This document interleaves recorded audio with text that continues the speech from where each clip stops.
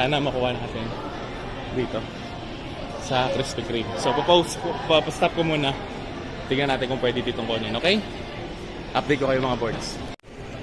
Ayun. So, yan si Kuya. And it is the card. Tingnan natin kung gagawin ng mga boards. So, swipe daw niya. Yan.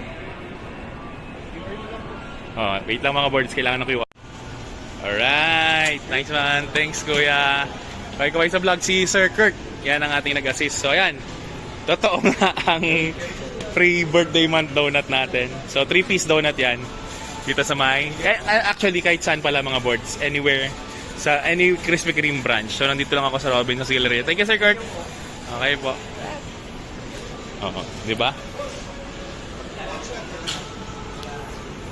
Yay! Okay, so yun lang mga boards. Coming from Krispy Kreme. Dito sa may Robinsons Galleria.